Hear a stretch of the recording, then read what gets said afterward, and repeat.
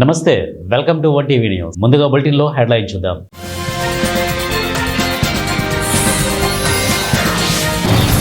ప్రతిభా సేతు ద్వారా కొత్త అవకాశాలు, మన్ కీ బాత్లో మోదీ ప్రకటన.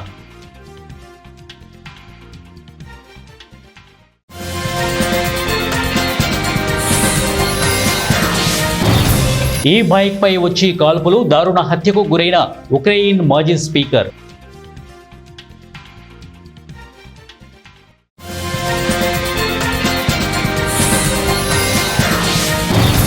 పెద్దారెడ్డి తాడిపత్రి ఎంట్రీపై జేసీ సంచలన వ్యాఖ్యలు.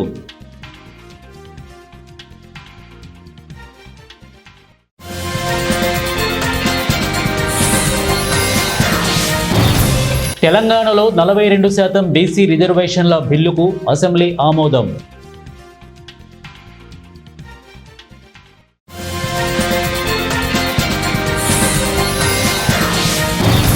కార్యకర్తలు అండగా ఉంటే జనసేన జాతీయ పార్టీ అవుతుంది, పవన్ కళ్యాణ్.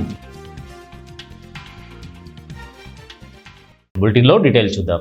125వ మన్ కీ బాత్ రేడియో కార్యక్రమంలో ప్రధానమంత్రి నరేంద్ర మోడీ యూపీఎస్సీ అభ్యర్థులను ఉద్దేశిస్తూ ఒక కీలక ప్రకటన చేశారు. మెరిట్ జాబితాలో అవకాశం పొందలేకపోయిన ప్రతిభావంతుల కోసం కేంద్ర ప్రభుత్వం ప్రతిభా సేతు పోర్టల్ ప్రారంభిస్తున్నట్టు వెల్లడించారు. వేలాది మంది సివిల్స్ ఆశావహ అభ్యర్థుల ప్రతిభకు ఇదొక వారధి లాంటిదని ప్రశంసించారు. యూపీఎస్సీలో ప్రీలిమ్స్, మెయిన్స్ అన్నీ క్లియర్ చేసినప్పటికీ తుది జాబితాలో అవకాశం చేజార్చుకున్న వారికి రెండవ ఛాన్స్ ఇచ్చేందుకు ఈ టాలెంటెడ్ పోర్టల్ ఉపకరిస్తుందని, సివిల్స్ అభ్యర్థులకు ఇదొక ఆశాకిరణమని ఆయన అభివర్ణించారు. దేశంలో అత్యంత కఠినమైన పరీక్షలలో ఒకటైన సివిల్ సర్వీసెస్ పరీక్షను యూపీఎస్సీ నిర్వహిస్తోంది. ఎంత ప్రతిభా పాఠవాలు ఉన్నప్పటికీ పరిమిత అవకాశాల కారణంగా ఏటా వేలాది మంది అభ్యర్థులు తుది జాబితాలో చోటు సాధించలేకపోతున్నారు. ఈ పరీక్షలకు సన్నద్ధమయ్యేందుకు విలువైన సమయం, శ్రమ, డబ్బు వెచ్చిస్తారు.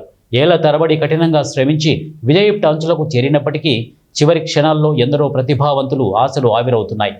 ఇలాంటి వారి కోసమే కేంద్ర ప్రభుత్వం ఒక డిజిటల్ ప్లాట్ఫామ్ తీసుకొచ్చింది. అదే ప్రతిభా సేతు. మన్ కీ బాత్ 125వ ఎడిషనల్లో ప్రతిభా సేతు గురించి ప్రస్తావించారు. ఇందులో యూపీఎస్సీలో వివిధ పరీక్షల్లో అన్ని దశల్లో ఉత్తీర్ణత సాధించిన అభ్యర్థుల డేటాను సేవ్ చేస్తుంది. అర్హత గల అభ్యర్థుల వివరాలను ప్రతిభా సేతు పోర్టల్లో నమోదు చేస్తారు. తుది మెరిట్ జాబితాలో చోటు సంపాదించలేని వారి వివరాలను ప్రైవేటు కంపెనీలకు అందుబాటులో ఉంచుతుంది. ఈ పోర్టల్లోని సమాచారం ఆధారంగా కార్పొరేట్ కంపెనీలు భారీ జీతాలు ఇచ్చి సివిల్స్ అభ్యర్థులను కొలువు ఆఫర్ చేస్తాయని ప్రధాని మోదీ వెల్లడించారు. ఇది అవకాశాల వేదిక అని ఆయన అభివర్ణించారు. ఇది కేవలం ఉద్యోగం కోల్పోయిన వారికి మాత్రమే కాకుండా తమ టాలెంట్కి తగిన ఉద్యోగం కావాలని ఆశించే వారికి మద్దతుగా నిలుస్తుందని తెలిపారు. విశాఖలో జనసేన కార్యకర్తలతో విస్తృత స్థాయి సమావేశంలో ఆ పార్టీ అధినేత డిప్యూటీ సీఎం పవన్ కళ్యాణ్ కీలక వ్యాఖ్యలు చేశారు. కార్యకర్తలు అండగా ఉంటే జనసేన జాతీయ పార్టీ అవుతుందని అన్నారు. పార్టీ ప్రారంభించినప్పుడు దారి తెన్ను తెలీదు, నమ్మకం మాత్రమే ఉందన్నారు. మిడిల్ క్లాస్ వ్యక్తులు రాజకీయాలను శాసించేవారని, వారంతా రకరకాల కారణాలతో విడిపోయారని చెప్పారు. సగటు మనిషి ఉద్వేగంతో జనసేన ప్రారంభమైందని అన్నారు. వచ్చే ఏడాది మార్చి 14కి జనసేనకు 12 ఏళ్లు వస్తాయని అన్నారు. దశాబ్ద కాలంలో బాధ్యతలను మోయడంలో కుటుంబాన్ని కూడా విస్మరించారని పవన్ వాపోయారు. సినిమాలపైన దృష్టి సారించలేకపోయారని వారన్నారు. ఉక్రెయిన్ పార్లమెంటు మాజీ స్పీకర్ ఆండ్రియూ పరుభొయి దారుణ హత్యకు గురయ్యారు. లీవ్ నగరంలో శనివారం మధ్యాహ్నం దుండగులు జరిపిన కాల్పుల్లో ఆయన మరణించారు. మాజీ స్పీకర్ హత్యను ఖండించిన అధ్యక్షుడు జెలెన్స్కీ ఆయన కుటుంబానికి ప్రగాఢ సానుభూతి తెలియజేశారు. ఇక పరుభొయిని అత్యంత కిరాతకంగా చంపేశారని, దర్యాప్తు వేగవంతం చేసి హంతకులను పట్టుకునేందుకు అన్ని చర్యలు తీసుకుంటున్నామని జెలెన్స్కీ అన్నారు. క్యూ ఇండిపెండెంట్ అనే ఆన్లైన్ వార్తాపత్రిక కథనం ప్రకారం లీవ్లోని ఫ్రాంక్విస్కీ జిల్లాలో పరుభొయిపై కాల్పులు జరిగాయి. కొరియర్ డెలివరీ బాయ్స్ దుస్తుల్లో ఈ బైక్పై వచ్చిన దుండగులు పట్టపగలే ఆయనపై పలు రౌండ్ల కాల్పులు జరిపారు. బుల్లెట్ గాయాలకు తీవ్ర రక్తస్రావం కావడంతో 54 ఏళ్ల మాజీ స్పీకర్ అక్కడికక్కడే ప్రాణాలు కోల్పోయారు. నిందితులను పట్టుకునేందుకు వేట ప్రారంభించామని, పరుభొయి హత్యకు దారితీసిన కారణాలు తెలియాల్సి ఉందని పోలీసులు వెల్లడించారు. షాంఘై సహకార సంస్థ వార్షిక సదస్సు కోసం భారత ప్రధాని మోదీ చైనాలో పర్యటిస్తున్న సంగతి తెలిసిందే. ఈ సందర్భంగా చైనా అధ్యక్షుడు జిన్పింగ్తో భేటీ అయ్యారు. ఇరు దేశాల మధ్య సంబంధాలపై మాట్లాడారు. ఈ క్రమంలో జిన్పింగ్ మాట్లాడుతూ భారత్, చైనా స్నేహంగా ఉండడం సరైన నిర్ణయం అన్నారు. ప్రధాని మోదీని మరోసారి కలవడం తనకు ఎంతో ఆనందంగా ఉందంటూ ఎస్సీఓ సదస్సుకు జిన్పింగ్ ఆహ్వానం పలికారు. గత ఏడాది కజన్లో ఇరువురి నేతల మధ్య జరిగిన భేటీని జిన్పింగ్ గుర్తు చేసుకున్నారు. ప్రపంచంలోనే అత్యధిక జనాభా కలిగిన 2 దేశాలు గ్లోబల్ సౌత్లో ముఖ్యమైన సభ్యులను పేర్కొన్నారు. ఇరు దేశాల్లోని ప్రజల శ్రేయస్సును దృష్టిలో ఉంచుకొని సంబంధాల పునరుద్ధరణ బాధ్యతను తాము భుజాన వేసుకున్నామని అన్నారు. పొరుగు దేశాలుగా తమ మధ్య స్నేహపూర్వక సంబంధాలు కొనసాగాలని ఆకాంక్షించారు. ఇరు దేశాల విజయాలకు దోహదపడే అంశాల్లో డ్రాగన్, ఏనుగు కలిసి రావడం సరైన ఎంపిక అన్నారు. ఈ సందర్భంగా ద్వైపాక్షికంగా స్థిర, దృఢమైన సంబంధాలు దీర్ఘకాలం కొనసాగేలా చూసుకోవాలని అన్నారు. ప్రపంచంలో శాంతి, శ్రేయస్సు కోసం భారత్, చైనాలు బాధ్యతను తీసుకోవాలి అని జిన్పింగ్ పిలుపునిచ్చారు. యెమెన్ రాజధాని సనాలో ఇజ్రాయెల్ వైమానిక దాడికి పాల్పడింది. శనివారం జరిగిన దాడిలో ప్రధాని అహ్మద్ అల్ రఖ్వీ మరణించినట్లు యెమెన్ హౌతీ తిరుగుబాటుదారులు నిర్ధారించారు. ఈ మేరకు ఇరాన్ మద్దతు గల హౌతీ తిరుగుబాటుదారుల బృందం శనివారం అధికారిక ప్రకటన విడుదల చేసింది. గురువారం జరిగిన ఇజ్రాయెల్ దాడిలో అల్ రఖ్వీ మరణించారని తిరుగుబాటుదారుల బృందం ఆ ప్రకటనలో తెలిపింది. ఇజ్రాయెల్ దాడిలో అల్ రఖ్వీతో పాటు అనేక మంది మంత్రులు కూడా మరణించినట్లు పేర్కొంది. గాజాకు మద్దతుగా హౌతీ తిరుగుబాటు బృందం ఇజ్రాయెల్పై నిరంతరం దాడి చేస్తోంది. ఈ క్రమంలోనే గత సంవత్సరం ప్రభుత్వ పనిని సమీక్షించడానికి జరిగిన వర్క్షాపుకు అధికారులు హాజరైన సమయంలో యెమెన్కు చెందిన హౌతీ తిరుగుబాటుదారులపై ఇజ్రాయెల్ సైన్యం దాడి చేసింది. అదే సమయంలో ఇజ్రాయెల్ సైన్యం దాడిని ధృవీకరించింది. యెమెన్ రాజధాని సనా ప్రాంతంలోని హౌతీ ఉగ్రవాద అధికారిక భవనాలు, సైనిక స్థావరంపై ఐడిఎఫ్ ఖచ్చితమైన దాడి చేసిందని తెలిపింది. గాజాలో జరుగుతున్న యుద్ధంలో హౌతీ తిరుగుబాటుదారులు చాలా కాలంగా హమాస్కు మద్దతుదారులుగా ఉన్నారు. హమాస్ వైపు తీసుకొని హౌతీ తిరుగుబాటుదారులు గత కొన్ని నెలలుగా ఇజ్రాయెల్ వైపు అనేక క్షిపణులు, డ్రోన్లను ప్రయోగించారు. వైఎస్ఆర్ కాంగ్రెస్ పార్టీ సీనియర్ నేత, మాజీ ఎమ్మెల్యే కేతిరెడ్డి పెద్దారెడ్డి తాడిపత్రి వెళ్లడానికి సుప్రీంకోర్టు గ్రీన్ సిగ్నల్ ఇచ్చింది. దీంతో ఇన్ని రోజులు అడ్డంకులు ఎదుర్కొన్న పెద్దారెడ్డి ఇప్పుడు తాడిపత్రిలో అడుగు పెట్టేందుకు రెడీ అవుతున్నారు. ఈ నేపథ్యంలో తాడిపత్రి మున్సిపల్ చైర్మన్, టీడీపీ నేత ఎస్సీ ప్రభాకర్ రెడ్డి మరోసారి సంచలన వ్యాఖ్యలు చేశారు. వైసీపీ ప్రభుత్వ హయాంలో రాష్ట్రపతి అనుమతి ఇచ్చినా తెలుగుదేశం నాయకుడు పొట్టి రవిని తాడిపత్రికి రానివ్వలేదని గుర్తు చేశారు. అయితే పెద్దారెడ్డిని తాడిపత్రికి రానివ్వకుండా పెద్దారెడ్డి వల్ల నష్టపోయిన బాధితులే అడ్డుకుంటారని పేర్కొన్నారు.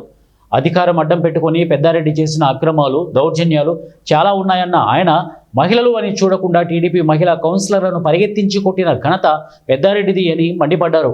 వైసీపీ హయాంలో పోలీసులు అండతో చాలామంది తెలుగుదేశం కార్యకర్తలపై పీడీ యాక్ట్ కింద కేసులు నమోదు చేసి జిల్లా బహిష్కరణ చేసిన ఘనత పెద్దారెడ్డిది అని విమర్శించారు. తెలంగాణ రాష్ట్ర వ్యాప్తంగా సంచలనం రేపిన బీసీ రిజర్వేషన్ల బిల్లుకు ఎట్టకేలకు అసెంబ్లీ ఆమోదం తెలిపింది. పంచాయతీల్లో రిజర్వేషన్పై గత ప్రభుత్వం విధించిన పరిమితిని ఎత్తివేస్తూ బీసీలకు 42% రిజర్వేషన్లు కల్పించింది. మంత్రి సీతక్క అసెంబ్లీలో బీసీ బిల్లుకు ఆమోద ముద్ర వేసింది. బీసీ బిల్లుతో పాటు పంచాయతీరాజ్ యాక్ట్ 285ఏను సవరణ బిల్లు, మున్సిపల్ చట్ట సవరణ బిల్లులు కూడా కాంగ్రెస్ ప్రభుత్వ నేతృత్వంలో ఆమోదం పొందాయి. కర్నూలు జిల్లా దేవనకొండ మండలం కపట్రాలలో డిఎస్సి 2025లో టీచర్ ఉద్యోగాలు సాధించిన వారికి ఐజీ ఈగల్ ఆకే రవికృష్ణ సన్మానం చేశారు. ఇక డిఎస్సిలో 8 మంది ఎంపికయ్యారు. జన్మదినం రోజు కప్పట్రాల గ్రామంలో జన్మదిన సంబరాలు జరుపుకున్నారు. దయచేసి ఇక్కడ కూర్చున్న పెద్దలందరికీ అడుగుతున్నాను నేను, లాస్ట్ టైం కూడా మీ అందరూ కూడా వాగ్దానం చేశారు, మనం మన డబ్బుని మద్యపానానికి ఖర్చు పెట్టకూడదు, ధూమపానానికి ఖర్చు పెట్టకూడదు, ఎటువంటి వ్యసనానికి ఖర్చు పెట్టకూడదు. ప్రతి రూపాయి కూడా విలువైందే. మీరు ఒక వ్యసనానికి నెలకి ఒక 4,000 5,000 ఖర్చు పెడితే సంవత్సరానికి 60,000. గతంలోని మహిళా సంఘాలతో మాట్లాడుతున్న వాళ్ళు చెప్పారు, ఒక 60,000 పెడితే ఇంకో మంచి బర్రె వస్తుంది, పాలిస్తుంది, ఎంతో ఆదాయం వస్తుంది. ఆ డబ్బుతో ఈ పిల్లలను చదివించాలి. ప్రతి రూపాయి కూడా ఇంపార్టెంటే. ప్రతి తల్లి తండ్రి కూడా ఈ విధంగా ఆలోచించాలి. దయచేసి ఈ మద్యపానం ఇటువంటి లేకుండా మన గ్రామంలో ముఖ్యంగా ఈ మద్యం కోసం డబ్బులు ఖర్చు పెట్టండి. ఆ డబ్బులు మీరు పొదుపు చేయండి. పొదుపు చేసి ఒక జీవితం, ఒక వ్యక్తి కనుక, ఒక కుర్రోడు కనుక బాగా కష్టపడి ఏదైనా బీటెక్ చదువు, ఎంబీబీఎస్ అయ్యో, లేదంటే ఇలాగా మన గౌరవంగా టీచర్ కింద అయితే వాళ్ళ జీవితాలు, వాళ్ళ పిల్లల జీవితాలు ఆలోచించండి మీరు. రేపు పొద్దున్న మన చెల్లి ఇక్కడే కూర్చుంది, రాజేశ్వరి. ఈ అమ్మ మనకి హెడ్ మాస్టర్ కింద మన కప్పట్రాలకు వస్తుంది. మనకి ఎలా ఉంటుందమ్మా? అట్లాగే మన పిల్లలందరూ కూడా ఇక్కడ వెనకాల కూర్చున్నారు, అందరూ కూడా టీచర్లు, వాళ్ళందరూ కూడా రేపు పొద్దున్న మనకి రాష్ట్రపతి గారి చేతుల మీదుగా మొత్తం ఉపాధ్యాయులుగా. శివ గణేష్ ఫ్రెండ్స్ అసోసియేషన్ ఆధ్వర్యంలో గణనాథునికి ఘనంగా పూజలు నిర్వహించారు. గత 5 సంవత్సరాలుగా పూజలు నిర్వహిస్తూ ఈసారి కూడా హోమాలు, ప్రత్యేక అభిషేకాలు చేస్తూ గణనాథుని ఆశీర్వాదం తీసుకున్నామని నిర్వాహకులు తెలిపారు. ఈ పూజా కార్యక్రమంలో జై హింద్, సంజయ్ కుమార్, సాయిరాం, కృష్ణ, శ్రీనివాస్, రిషి తదితరులు పాల్గొన్నారు. శివ గణేష్ ఆలయంలో రెగ్యులర్గా గణేష్ని పెట్టడం జరుగుతుంది. మనం అక్కడ చాలామంది భక్తులు వస్తుంది. ఎంతమంది అయితే ఎవరైతే భక్తులు రెగ్యులర్గా చేస్తున్నారో వాళ్ళ గణేష్ సహకారంతో అన్ని కార్యక్రమాలు మంచిగా జరుగుతున్నాయని రెగ్యులర్గా చేస్తుంది. ఇక్కడ భక్తులందరూ యూనిటీగా రెగ్యులర్గా పూజలు చేసి గణేష్ని నిమజ్జనం 6 తారీఖు నాడు నిమజ్జనం కూడా దీనికి సహకరించిన రేపు ఉదయం గణేష్ యజ్ఞం ఉంటుంది. మార్నింగ్ 4:30 గంటలకు 6 తారీఖు నాడేమో నిమజ్జనం జరుగుతుంది. ఇక్కడ పర్టికులర్గా ఈ అసోసియేషన్లో సంజయ్, తర్వాత కృష్ణ, ఋషి, జయంత్, శివ గణేష్ ఫెడరేషన్ అండి. ఇది 5 సంవత్సరాల నుంచి మా ఇక్కడ బాగమార్పేటలో పెట్టడం జరుగుతుంది. ఇది Ayyappa Swamy temple road, red building దగ్గర అండి. ఎన్నేళ్ళ నుంచి ఇది 5 సంవత్సరాలు అండి ఇక్కడ పెట్టబట్టి. ప్రత్యేక పూజలు ఏమేమి చేస్తున్నారు? హోమం ఉంటుంది, రెగ్యులర్గా 9 నవరాత్రుల పూజ అవుతుంది. అందరికీ మంచి శుభం జరగాలని చెప్పేసి ఇది 9 రోజులు. నెల్లూరు జిల్లా ఆత్మకూరు మసీదులలో పనిచేస్తున్న ఇమాములకు, మౌజన్నలకు గౌరవ వేతనం అందివ్వాలని ఆర్డీఓ పావనికి వినతిపత్రం అందించారు. కొన్ని మాసములుగా ముజావర్లకు, మౌజన్నలకు ప్రభుత్వం అందిస్తున్న గౌరవ వేతనం అందక అనేక ఇబ్బందులు పడుతున్నారని ఆవాజ్ కమిటీ ఆధ్వర్యంలో ఆత్మకూరు ఆర్డీఓ పావనికి వినతిపత్రం అందజేశారు. ఈ సందర్భంగా ఆవాజ్ నాయకులు ఎస్తాన్ మాట్లాడుతూ గౌరవ వేతనం విషయంలో ఆర్డీఓ పావని ఉన్నతాధికారులకు సమస్య తెలియజేస్తామని తెలిపారని, వెంటనే గౌరవ వేతనం అందించి మసీదులలో పనిచేస్తున్న ఇమాములను, మౌజన్నలను ఆదుకోవాలని కోరారు.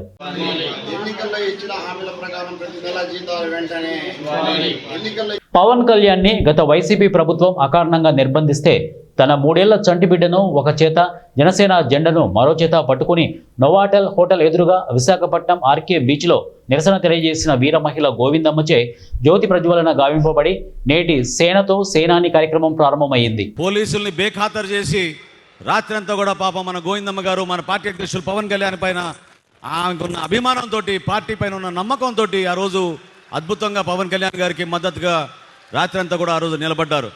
మనస్ఫూర్తిగా జనసేన పార్టీ అధ్యక్షులు పవన్ కళ్యాణ్ గారి తరఫున, మనందరి తరఫున మరొక్కసారికి ఆమెకి మనస్ఫూర్తిగా కృతజ్ఞతలు తెలుపుకుంటూ, కర్నూలు జిల్లాలో పవర్ గ్రిడ్ ప్రాజెక్టుకు రైతుల నుండి బలవంతంగా భూ సేకరణకు కూటమి ప్రభుత్వం సిద్ధమైంది. విలువైన భూములను తాము ఇవ్వము అంటూ మనేకుర్తి గ్రామ రైతులు భీష్మించు కూర్చున్నారు. ప్రభుత్వ అధికారులు నిర్వహించిన భూ సేకరణ, అభిప్రాయ సేకరణలో రైతులు భూములు ఇవ్వము అని రైతులు, గ్రామస్తులు చెప్పారు. ప్రభుత్వ అధికారులు మాత్రం భూములు ఇవ్వాల్సిందే అంటూ రైతులపై అధికారులు ఒత్తిడి తెస్తున్నారు. బెదిరిస్తున్నారు. మీరు కేవలం 6 లక్షలు, అదే జనరల్ అవార్డు కింద తీసుకుంటే 6 లక్షలే వస్తుంది, లేదంటే కన్సర్న్ కింద తీసుకుంటే 18 లక్షలు ఇస్తాము, లేదంటే 6 లక్షలే మీకు, మీరు ఏమన్నా చేసుకోండి అని నిర్దాక్షిణ్యంగా, దౌర్జన్యంగా బెదిరించి ఏదో ఒక నయానో భయానో చేసి వీళ్ళని ఏదో భయపెట్టి, భయభ్రాంతులు చేసి మొత్తానికి సంతకం చేయాలని. అందులో ఒక ఆర్డీఓ గారు కేవలం అదే ప్రజా అభిప్రాయం కోసం రాకోకుండా కేవలం వాళ్ళ ప్రాజెక్ట్ వాళ్ళకి మద్దతు ఇస్తూ వాళ్ళ తరపున మాట్లాడుతున్నాడు. ప్రజల కోసం, రైతు కోసం. రైతు ఇప్పుడు ఈ మధ్య రైతే రాజు అంటారు, కానీ రైతు ఎక్కడ రాజు ఉన్నాడు? ఇక్కడ పంట పొలాలు తీసుకొని మీరు నాశనం చేసి వాళ్ళకి కొమ్ము కాసి వాళ్ళని చేస్తే ఇక్కడ రైతు ఏమవ్వాలి? రైతు అక్కడ పురుగుల మందు తాగి చచ్చిపోతున్నాడు. కొంతమంది ఉరేసుకుంటున్నారు. వాళ్ళకి అప్పు లేదు, ఏమి లేదు, బ్యాంకులో ఇవ్వరు. ఇక్కడ ఇప్పుడు డబ్బు వస్తే డబ్బు ఏం చేస్తారు చెప్పండి? ప్రసక్తే లేదు. ఆర్డీఓ గారికి చెప్తున్నాము, కలెక్టర్ గా ఎవరికైనా కానీ మేము రైతులకి మేము అండగా ఉంటాం. ఏదైనా కానీ వాళ్ళకి నష్టం వచ్చినట్లు ఒప్పుకున్న ప్రసక్తి లేదు. మీరు ఆ పొలాలు ఇడిచిపెట్టి వేరే పొలాలు ఉన్నాయట, ఆ పొలాలు తీసుకోండి, మేము వస్తానే లేదు. నాకు ఇంకా 200 కాదు, ఇంకా 500 ఎకరాలు ఇచ్చేసి అడుగున్నారు. ఇక్కడ మీరు ఆ పొలాలు కావాలంటే మేము ఎందాకైనా రైతులు కానుకోండి, ఇక్కడే ధర్నా కానీ కూర్చుంటాము. ఈ రోజు ధర్నా కూర్చున్నాం, నెక్స్ట్ మనం నిరాదరించి కానీ కూర్చొని రెడీ ఉన్నాం. ఆ రైతులు మాత్రం ఆ రైతుల్ని వాళ్ళని వదిలిపెట్టే ప్రసక్తి లేదు. వాళ్ళు ఎందుకంటే వాళ్ళు చాలా బాధపడుతున్నారు. మాకు ఉండేది 5 ఎకరాలు, 6 ఎకరాలు, 2 ఎకరాలు ఉంది. ఆ విన్ని మేము ఆ భూమి అమ్ముకొని పోతే, ఆ పండే భూమి మాకు అందించిపోతే మా పరిస్థితి ఎట్లా? మేము ఆ భూమి ఇచ్చే ప్రసక్తి లేదని ఈ రోజు రైతులకు ముఖ ఖండంగా చెప్తున్నారు. కాబట్టి మేము కానీ ఆర్డీఓ గారికి ఒకటే చెప్తున్నాం, మీరు ఎక్కడ కావాలా, మీకు ఎంత కావాలా, 200 కాకుండా 500 ఎకరాలు ఇచ్చేయగలను వేరే దగ్గర, మీరు అక్కడ తీసుకోండి సార్. మీరు ఇక్కడ మాత్రం రైతులు బలవంతంగా బెదిరించిన ధోరణిలో మీ ఇచ్చేదంతా 6 లక్షలే. ఇప్పుడు రైతు అంటున్నా 6 లక్షలు ఇచ్చేది ఏం చేసుకోకపోతే ఏంది ఇది? అంటే నీదేమా, అంటే నీకు మీ అధికారం ఉందని. కుటుంబానికి అండగా ఉందామని ఉపాధి కోసం కడుపు చేతబట్టి దేశం కాని దేశం వెళ్ళాడు. అక్కడ మోసపోయిన కడుపు నింపుకోవడానికి విధి లేక 13 ఏళ్లు బిచ్చగడిగా తిరిగి ఎట్టకేలకు సొంత గూటికి చేరిన వ్యక్తి కథ ఇది. మెదక్ జిల్లా వెల్దుర్తి మండలం ఉప్పులింగాపూర్ గ్రామానికి చెందిన కోనింటి కృష్ణలక్ష్మి దంపతులు కూలి పనులు చేసుకుంటూ జీవించేవారు. వారికి ఒక కుమార్తె, కుమారుడు సంతానం.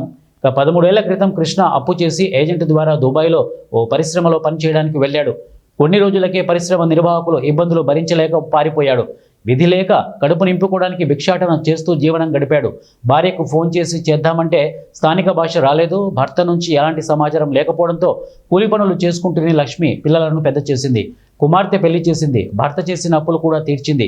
తన భర్త ఇక రాడని ఆశ కూడా వదులుకొని జీవనం సాగిస్తోంది. అయితే ఆమెకు నెల రోజుల క్రితం భర్త ఆచూకీపై సమాచారం అందింది. దుబాయ్లో ఉంటున్న మెదక్ జిల్లా శివంపేట మండలం గోమారం గ్రామానికి చెందిన హనుమంతరెడ్డి ఓ రోజు స్నేహితులతో కలిసి దుబాయ్లోని హోటల్కు వెళ్ళగా ఓ వ్యక్తి భిక్షాటన చేస్తూ కనిపించాడు. అతను తెలుగులో మాట్లాడుతుండడంతో హనుమంతరెడ్డి ఆయన వివరాలు అడిగి తెలుసుకున్నారు. వెంటనే ఉక్కులింగాపూర్ గ్రామానికి చెందిన టీఆర్ఎస్ వెల్దుర్తి మండల అధ్యక్షులు భూపాల్ రెడ్డికి సమాచారం ఇచ్చారు. ఇక పాస్పోర్ట్ లేదని తెలిసి కొత్తది పాస్పోర్ట్ ఇప్పించారు. హనుమంతరెడ్డి ఇక ఖర్చులు భరించి కృష్ణను ఎమ్మెల్యే సునీత లక్ష్మారెడ్డి చొరవతో సొంతూరు పంపించే ఏర్పాట్లు చేశారు. ప్రభుత్వం వారి కుటుంబాన్ని ఆదుకోవాలని వారు తెలిపారు. ఇక శుక్రవారం నాడు లింగాపూర్ చేరుకున్న కృష్ణ భార్య పిల్లలను కలుసుకోవడంతో వారి కుటుంబంలో ఆనందానికి అంతే లేదు. తమ కుటుంబానికి సహాయం చేసిన నాయకులకు కుటుంబ సభ్యులు కృతజ్ఞతలు తెలిపారు. ఎవరు మీది? భూపాల్ పటేల్ తెలిసేనా? ఏం చెప్తావు ఆయనకు? చెప్పు మరి. ఏం లేదు. ఎప్పుడు వస్తా అని చెప్తావు?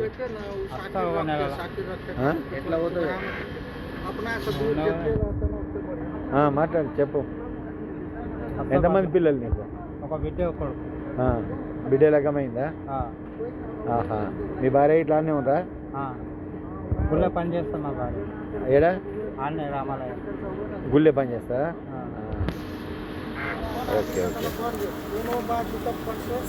నేను కంపెనీలో వెళ్ళాక 2-3 సంవత్సరాలు చేసుకున్నాక అందులో జీతం తక్కువ ఉండే, పైసలు సరిగా అందకపోతుండే.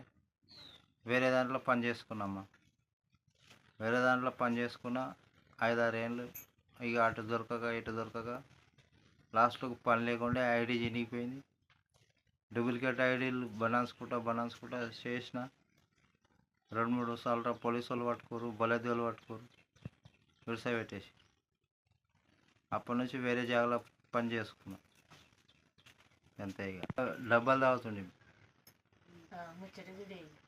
కూడా వాళ్ళు సోపతి కలుస్తుండే. ఓలా 5-10 ఇస్తుండే, తీసుకుంటుంటే. బిచ్చమేమి ఆడుకోలే కానీ ఇదే ఈ సాల్ట్ కలిసిరు నాకు తాగేటప్పుడు దోస్తాయి. నన్ను పంపించిన వాళ్ళు బాగానే ఖర్చు పెట్టిరు. నా పేపర్లు, నా ఐడి, నా పాస్పోర్టు అన్నీ చేయించారు. కూలి పని చేసుకుంటా కైకిలు కూలే. నా దగ్గర ఏం లేదు, మళ్ళీ పంట లేదు, ఏం లేదు. గట్లనే కూలి కైకిలు చేసుకొని బతికిన. పిల్లలను నడిపిన. మా అత్తమ్మ కూడా ఆమె కాళ్ళ చేతులు పోతే ఆమెను నడిపిన. ఎన్ని రోజుల కోలే. ఆయన ఏం పంపించింది లేదు. పిల్ల పెళ్లి చేసిన. ఒక 2 గుంటలు అమ్మి ఇక ఉన్న అప్పులన్నీ పెట్టిపోతే కూడా అవి కూడా కట్టిన. ఇక వీటికి కూడా బాధ పెట్టిరు, కొట్టిరు, చేసిర్రు. ఇక అట్లా కూడా బతికిన, కట్టిన, చేసిన. ఇంతవరకు దాకా ఇక ఇన్నేళ్ళ కోలే 12 సంవత్సరాల నుంచి. అంతలోపు నాకు అనేక జ్వరం వచ్చింది. ఆయన తెలిసింది. అట్లా ఆయన ఉన్నాడు అన్నట్టుగా తెలిసింది. 12 సంవత్సరాలు అలా అయింది. బులెటిన్ ముగించే ముందు హెడ్లైన్స్ మరొకసారి.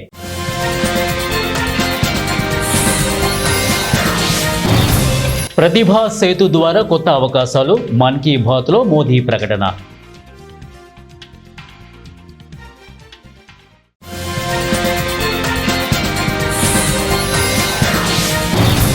ఈ బైక్పై వచ్చి కాల్పులు, దారుణ హత్యకు గురైన ఉక్రెయిన్ మాజీ స్పీకర్.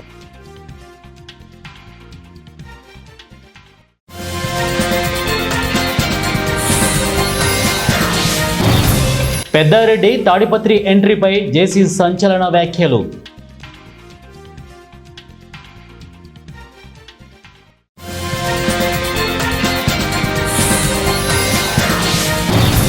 తెలంగాణలో 42% బీసీ రిజర్వేషన్ల బిల్లుకు అసెంబ్లీ ఆమోదం.